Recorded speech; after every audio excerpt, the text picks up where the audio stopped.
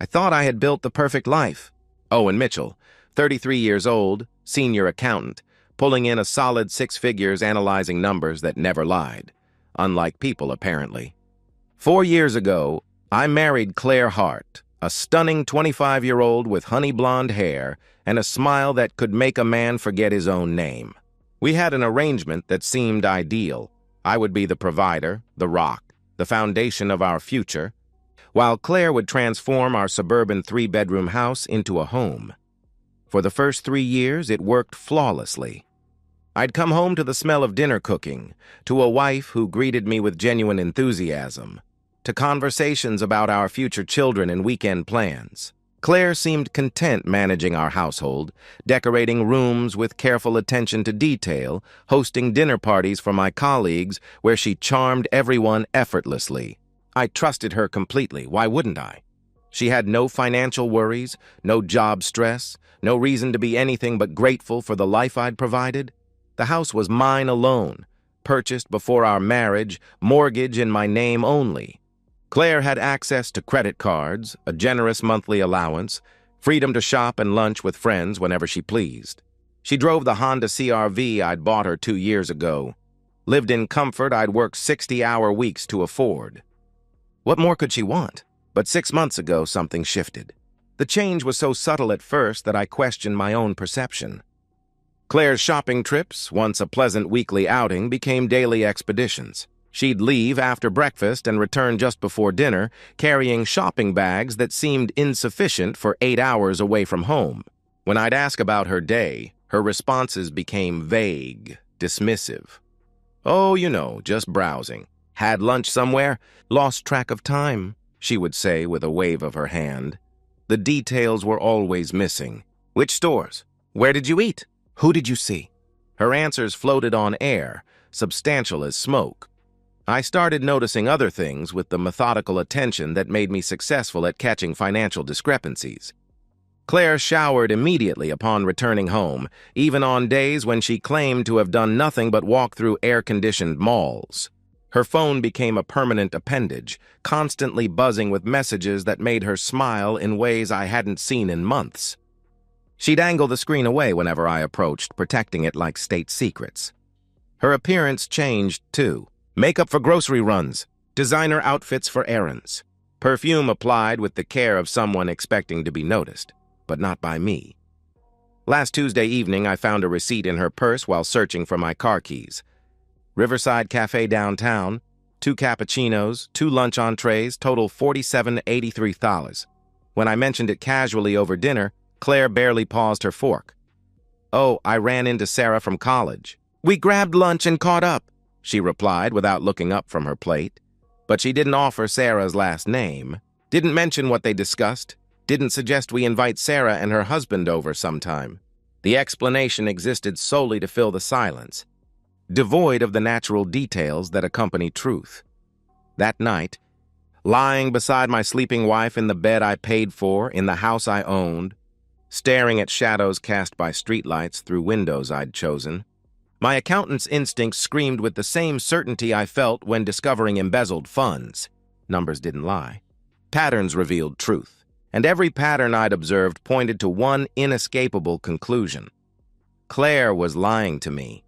About what? I wasn't entirely certain yet, but the foundation of our perfect life had developed cracks, and I needed to know how deep they ran before the entire structure collapsed. I picked up my phone in the darkness, searched private investigator near me, and saved a phone number to my contacts. I didn't call, not yet, but I would. Because the man who'd built this life deserved to know who was destroying it from within. And if my suspicions proved correct, Claire Hart Mitchell was about to learn exactly what happened when someone tried to steal from a man who'd spent his career catching thieves. For 2 days, I wrestled with myself like a man drowning in his own thoughts. The rational part of me, the part that had climbed from junior accountant to senior analyst through careful deliberation, insisted I should confront Claire directly. Give her a chance to explain. Trust the woman I'd married. But the professional part of me, the part that had uncovered countless cases of corporate fraud, knew better. You don't accuse without evidence. You don't show your hand before you've calculated every possible outcome. And you never ever give the guilty party time to construct better lies or destroy evidence. Wednesday morning. I sat in my car outside Baker & Associates during lunch break, staring at the contact I'd saved, Raymond Cross, private investigator. My colleague James had used Raymond 2 years ago when his own marriage imploded. Best money I ever spent, James had said. At least I knew the truth instead of living in her web of lies. I dialed the number. "Cross Investigations," came the professional voice, unsurprised, carrying the weight of a man who'd heard this story countless times. "I need you to follow my wife," I said quietly, surprised by how steady my voice sounded despite the earthquake in my chest. "I think she's cheating, but I need proof before I make any accusations." Raymond asked necessary questions with the efficiency of a doctor taking symptoms. Claire's description: 5'6", blonde hair, distinctive silver Honda CR-V. Her typical schedule, the time windows I'd observed, the behavioral patterns that had triggered my suspicion. He quoted his rate without hesitation. $150 per hour. Minimum 3-day retainer. "Start tomorrow," I said, and gave him my credit card information. Thursday morning arrived with deceptive normalcy. I went to work, attended budget meetings, reviewed quarterly reports, responded to emails, all while my phone sat face up on my desk like a loaded weapon. At 11:47 a.m., it buzzed. Raymond. Subject left residence 10:15 a.m. in silver CR-V, license plate visible. Currently at Riverside Cafe downtown, corner table. She's with a male, mid-20s, athletic build, dark hair. Body language suggests familiarity, leaning in, touching hands across table. Documenting everything, my vision blurred. I locked my office door, sat down heavily, forced air into lungs that seemed to have forgotten their purpose. 4 years of marriage reduced to a text message. More updates arrived throughout the day, each one a surgical strike to my heart. Raymond. Subjects left cafe together. Observed extended embrace and kiss in parking lot before separating to different vehicles. Following subject's vehicle now. Raymond. Subject drove directly to Riverside Hotel, downtown location. Mail arrived 4 minutes later in black Ford Mustang. They entered lobby together. Confirmed check-in to room 412 under male's name, Brett Donovan. Have video footage of kiss before entering building. I closed my laptop, told my assistant I wasn't feeling well, and left the office.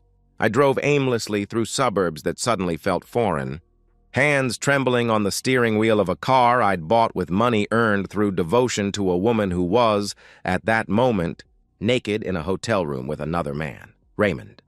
Subjects exiting hotel, 3:52 p.m. Extended embrace in lobby visible through glass doors. Male kiss subject goodbye at elevator. I have clear facial identification for both parties.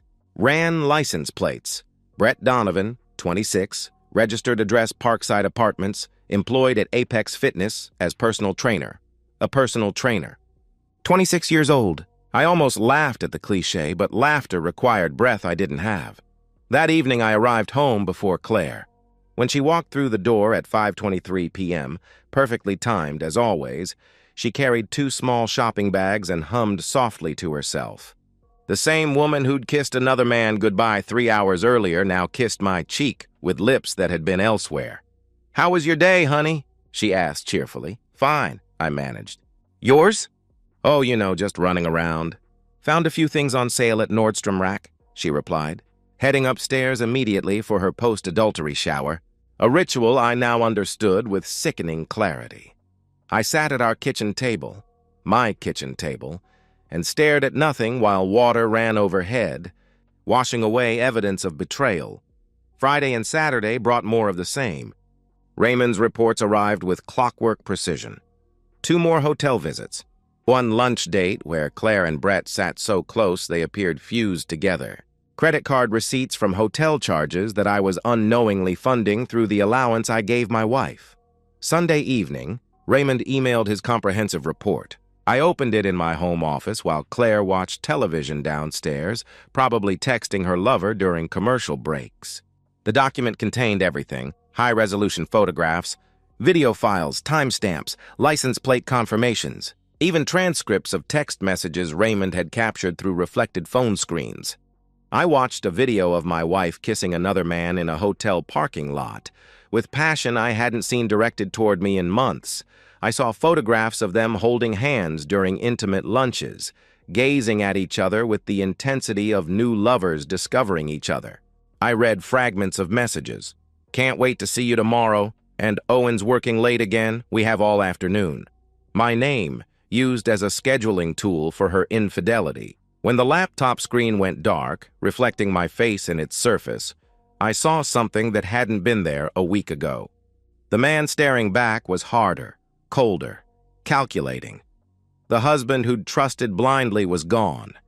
In his place sat someone who understood exactly what needed to be done. I opened my phone and typed an email to Margaret Sinclair, the most ruthless divorce attorney in the state. Subject line, "Urgent. Need consultation tomorrow." "Owen? Are you coming to bed?" Claire called from downstairs. "Be right there," I called back, my voice perfectly normal. But I was already gone. The man who'd loved Claire Mitchell was dead. The man who would destroy her was just beginning. Monday morning, I called in sick to work for the first time in 3 years. Claire accepted my explanation of a stomach bug without question. Why would she doubt the husband she'd been deceiving? For 6 months? I waited until she left for her morning errands before driving to downtown's legal district. Margaret Sinclair's office occupied the top floor of a steel and glass tower that pierced the sky like a blade. Her reputation preceded her through the marble lobby. The divorce attorney, who'd dismantled 3 prominent politicians, 2 CEOs, and a celebrity chef with surgical precision. Rumor claimed she'd never lost a case where adultery was involved. Sitting across from her mahogany desk, I felt like I was consulting a general about war strategy. Margaret was mid-50s, silver-haired, with eyes that could dissect lies at 50 paces. I slid Raymond Cross's complete investigative report across her desk without preamble. "I need a divorce," I said simply, "and I need her to get nothing." Margaret examined the materials with the methodical attention of a pathologist. Photographs, videos, hotel receipts, text message captures, license plate confirmations. She absorbed every detail while making precise notes on yellow legal paper. 20 minutes passed in silence before she looked up. "This is ironclad," she said, tapping the photographs with a manicured finger. "Documented adultery with photographic and video evidence across multiple instances. Clear proof of ongoing deception and betrayal. In this state, that constitutes grounds for fault-based divorce." She leaned back in her leather chair. "You'll retain the house. It's solely in your name.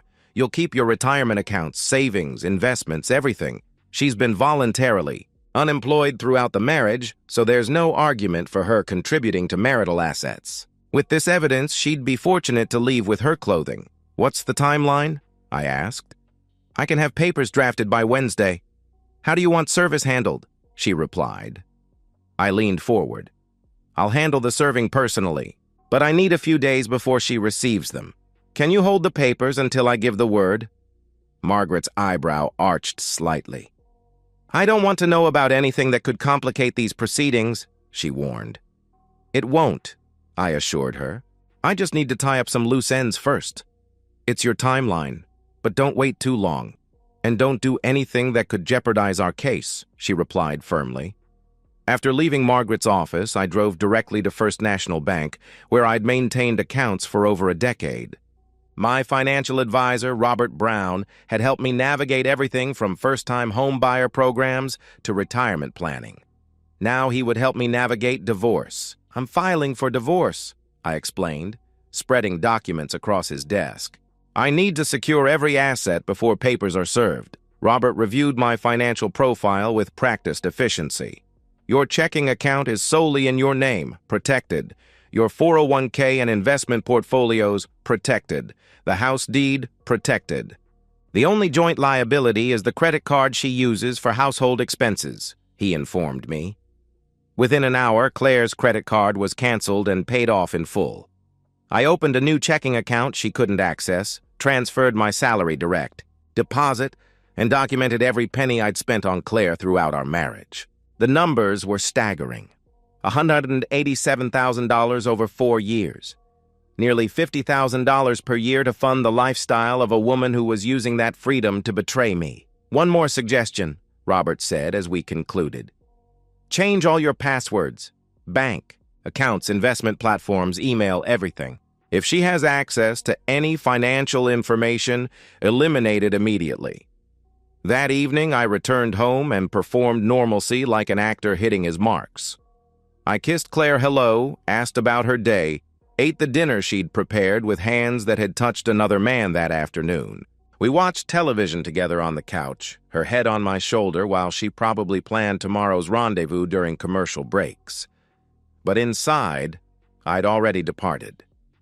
The man sitting beside Claire was a ghost. The real Owen Mitchell was 3 steps ahead, constructing her downfall with the same methodical precision I applied to corporate audits. Tuesday evening, I made a phone call to David Turner, my closest friend since childhood. David had served 2 tours as a Marine before starting a private security company. He'd been my best man, had stood beside me when I promised to love and honor the woman who was systematically destroying our marriage. "David, I need a favor," I said when he answered. "Anything, brother." "What's happening?" he replied immediately. "My wife's been cheating on me. I have proof. I'm filing for divorce. Everything's handled legally. But there's something I need to do first, and I need you there with me," I explained.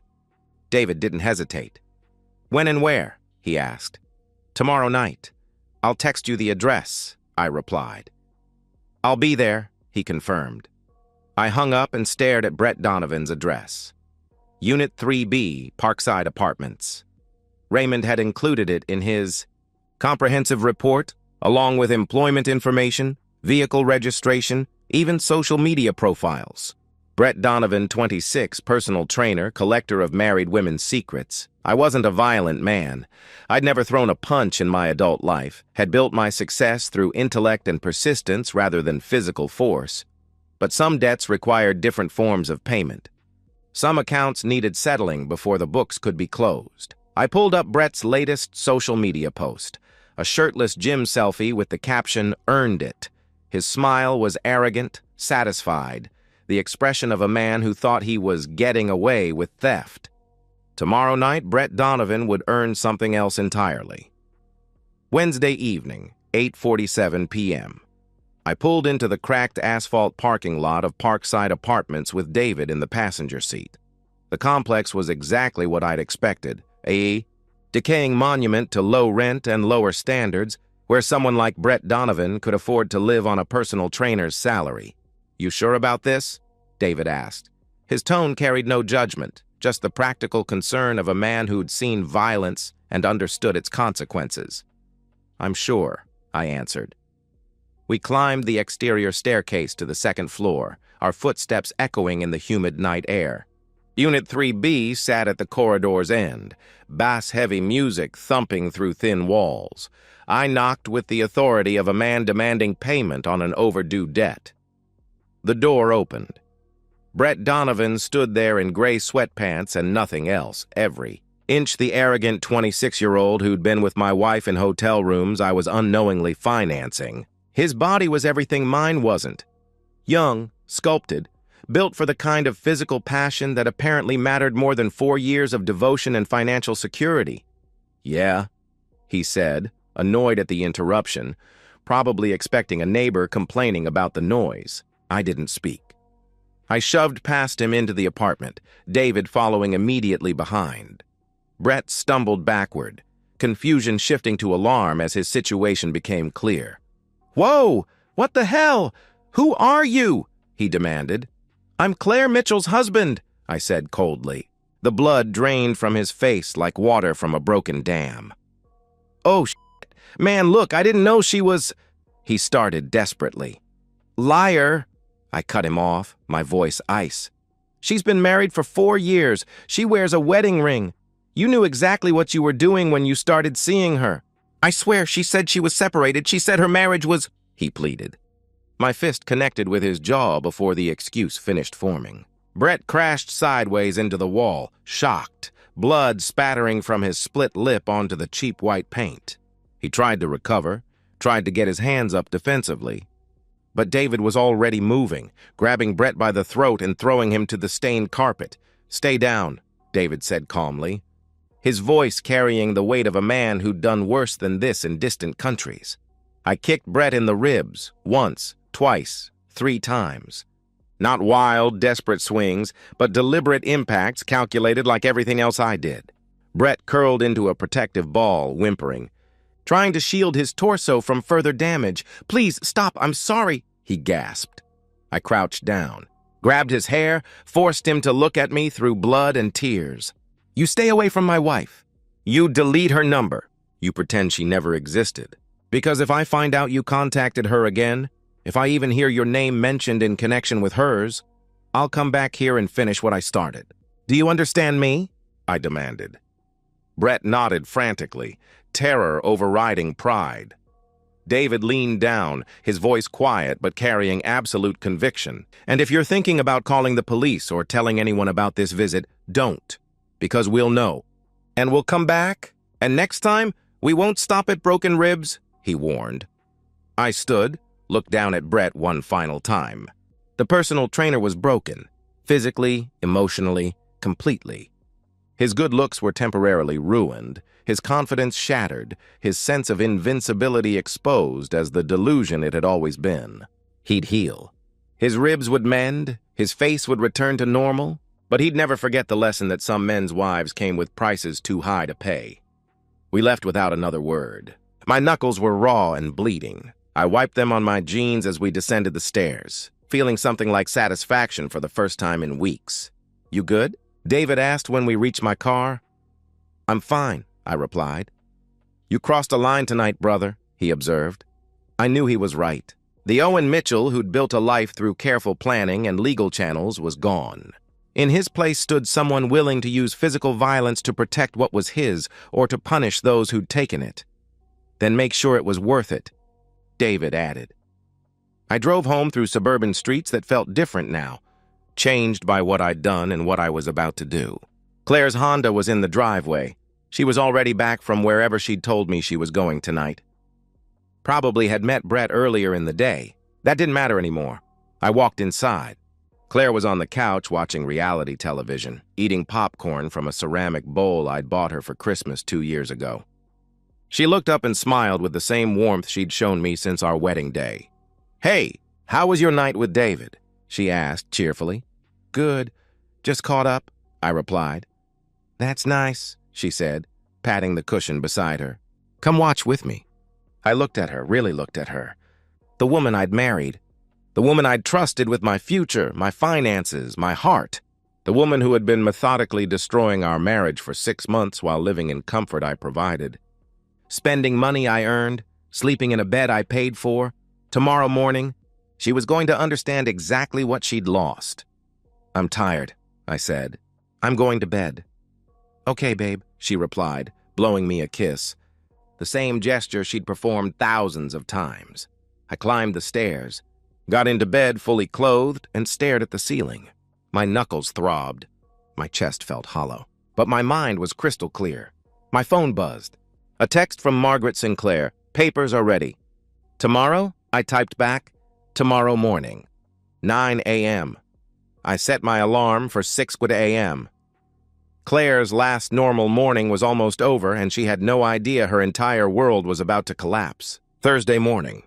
I woke at 6 a.m. as planned, showered, dressed in my work clothes with the same precision I'd maintained every morning for 4 years. I made coffee, sat at the kitchen table, and waited with the patience of a predator who'd spent months planning the perfect strike. Claire woke at 8:30, her usual time.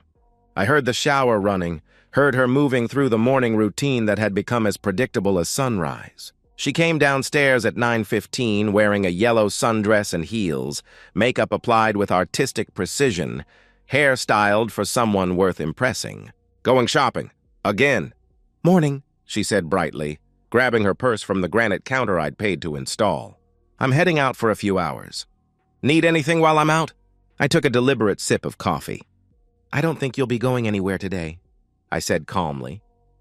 Claire paused, her hand freezing on her car keys. "What do you mean?" she asked, confusion creeping into her voice. Your boyfriend won't be able to see you. He's indisposed, I replied. The smile died on her face like a light being switched off. What? She whispered. I stood slowly, walked to the counter where Margaret Sinclair's assistant had delivered a manila envelope an hour earlier. I picked it up and threw it at Claire's feet. It hit the tile floor with a sound like a gunshot, and papers scattered. Photographs, printed text messages, hotel receipts, investigator reports. Claire stared down at the evidence of her betrayal spread across the kitchen floor. Her face transformed from confusion to recognition to pure terror. Photos of her and Brett kissing in parking lots. Photos of them entering hotels together, her head thrown back in laughter at something he'd whispered. Screenshots of intimate text messages where she complained about her boring husband and planned afternoon sessions with her beautiful trainer. A detailed timeline of every meeting. Every lie, every moment of betrayal documented with forensic precision. Owen, she started, her voice cracking like breaking glass. Don't, I cut her off, my voice flat, emotionless. The tone I used when delivering bad news to clients whose embezzlement I'd uncovered. I know everything. I had a private investigator follow you for a week. I have video footage of you sleeping with him in hotel rooms I'm paying for. I have photographs of you kissing him, holding his hand, laughing with him while I worked 60-hour weeks to fund your lifestyle. I have receipts for hotels you charged to the credit card I gave you. Claire's knees buckled. She dropped her purse, papers crunching under her heels as she stumbled backward against the refrigerator. Owen, please, it was a mistake. It didn't mean anything. She pleaded desperately. It didn't mean anything? I asked, my laugh cold, sharp enough to cut. You've been seeing him for 6 months. You lied to me every single day. You showered when you got home to wash his smell off your skin. You took my money, lived in my house, slept in my bed, and a 26-year-old personal trainer in cheap hotels. Owen, I'll end it. I'll never see him again. We can fix this, please, she begged. It's already ended. I made sure of that last night, I informed her coldly. Claire's eyes widened, genuine fear replacing calculation. What did you do? She asked, terror creeping into her voice. I paid Brett a visit. He understands now that you're off limits. He won't be bothering you anymore, I explained. I stepped closer, towering over her as she pressed herself against the appliances I'd purchased. But it doesn't matter, because you're not going to be here, Owen. Please, she sobbed, tears streaming down her face, destroying the makeup she'd applied for a man who would never see her again. I love you. I made a mistake. Please don't throw away everything we have. Everything we have? I replied, my voice rising for the first time. 4 years of suppressed rage finally finding release. I gave you everything. I paid for this house, I paid for your car, I paid for your clothes, your food, your shopping trips, your hair appointments, your gym membership where you probably met him. And you used all of it, every single dollar I earned, to support a relationship with another man. I picked up the divorce papers from the counter, the ones Margaret had filed electronically that morning while Claire slept peacefully beside me. I threw them at her chest. She caught them reflexively, her hands shaking so violently the papers rustled like autumn leaves. I'm divorcing you. The papers are already filed. With the evidence I have, you'll get nothing. No alimony, no property settlement, nothing. The house is in my name. Every bank account is in my name. You haven't worked in 4 years, so you have no claim to marital assets, I declared. Owen, you can't. Where am I supposed to go? She cried out. Go to your parents. Go to Brett. Oh, wait, he won't want to see you anymore. Go to hell, I don't care, I replied coldly. I walked to the front door and opened it wide, morning sunlight streaming across the threshold. Get out of my house! Owen, please, she wailed, sobbing now, mascara running down her cheeks in black rivers, her carefully constructed appearance dissolving. We can go to counseling, I'll do anything. You don't understand, do you? I asked, my voice dropping to something quiet and deadly, the tone that had made corporate executives confess to embezzlement rather than face my audit reports. I don't want to fix this. I don't want to work on our marriage. I don't want you anymore. You're not the woman I married. You're not the woman I trusted. You're nothing to me now. Claire tried to move toward me, reaching out with desperate hands. I stepped back. If you're not out of this house in 10 minutes, I'm calling the police and having you removed for trespassing. You have 10 minutes to take whatever you can carry. Everything else I'm donating to charity or burning in the backyard, I stated firmly. Owen, she started. 9 minutes, I interrupted. Claire collapsed on the entryway floor, sobbing so hard her entire body convulsed. I watched without emotion, feeling nothing but cold satisfaction as the woman who'd destroyed our marriage finally faced consequences for her choices. She eventually pulled herself up, her legs unsteady, and stumbled upstairs. I heard drawers slamming, hangers clattering, the sound of someone whose world had just imploded trying to salvage anything from the wreckage. She came back down carrying a suitcase stuffed with clothes, toiletries, her laptop, the belongings of a woman who'd gone from homeowner to homeless in 15 minutes. At the door, she looked at me one last time. Her face was destroyed, red, swollen, streaked with tears and smeared makeup. The beauty that had attracted me reduced to human wreckage. "I'm so sorry," she whispered. I closed the door in her face. Through the window, I watched her car pull out of the driveway for the last time, watched her drive away from the life she'd systematically destroyed with lies and betrayal. I didn't feel victorious. I didn't feel relieved. I felt empty, hollowed out, like a building after controlled demolition. But I also felt something else. A cold, hard satisfaction that justice had been served, that consequences had finally caught up with choices. My phone buzzed. A text from Margaret Sinclair. She signed the papers. It's done. I deleted the message and sat alone in the house that was finally, completely, irrevocably mine. The divorce finalized in record time. Claire didn't contest anything. She signed every document Margaret placed before her, accepted a token settlement of $1,500, and disappeared from my life as completely as if she'd never existed. I kept everything. The house, all savings accounts, retirement funds, investment portfolios. I had the locks changed the day she left, donated most of her belongings to charity, threw the rest in dumpsters. I repainted the bedroom, bought new furniture, erased every trace of her presence from my life with methodical thoroughness. My daily routine returned to what it had been before marriage. Work, home, solitude. Colleagues knew I was divorced, but asked no questions. I volunteered no information. I remained the same reliable, methodical senior accountant I'd always been, except now the man behind the desk was harder, colder, less trusting. At night sometimes, I lie in bed and stare at the ceiling, wondering if the emptiness will ever fade.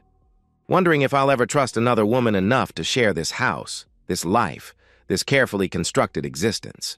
The answer, most nights, is no. Claire Hart, she dropped the Mitchell name, works as a cashier at a discount grocery store on the city's eastern edge. She lives in a studio apartment in a neighborhood where sirens wail every night and bars cover every window. Her parents disowned her when she showed up seeking shelter. Her father, a man I'd respected and shared holidays with, opened his door, listened to her tearful explanation, and delivered his verdict. "You disgraced yourself and this family. Don't come back," he had told her before closing the door permanently. She tried reaching out to me once, a long, rambling email about regret and change and second chances. I blocked her address without reading past the first line. Some doors once closed remain that way forever. Brett Donovan left town shortly after our encounter. Rumor is he was terrified someone was going to kill him. No one has seen him since. His Apex Fitness employment terminated without explanation, his apartment abandoned, his social media accounts deleted. Sometimes justice is swift and physical. Sometimes it's slow and psychological. Sometimes it's both. Claire spends her evenings alone, scrolling through old photos on her phone, pictures of the house, the life, the future she traded for 6 months of excitement with a man who wasn't worth the wreckage he caused. She wonders if she'll ever stop regretting her choices. She won't. The price of betrayal, I've learned, isn't paid once. It's paid every day, in every consequence that follows, in every door that closes, in every night spent alone wondering what might have been if different choices had been made. I sleep well now. In my house, in my bed, in the life I rebuilt from the ashes of her destruction. And sometimes, in the quiet moments before dawn, I think about justice, How it comes slowly for some, quickly for others, but eventually, inevitably, for everyone. Claire Hart learned that lesson too late. But she learned it completely. That, I suppose, is enough.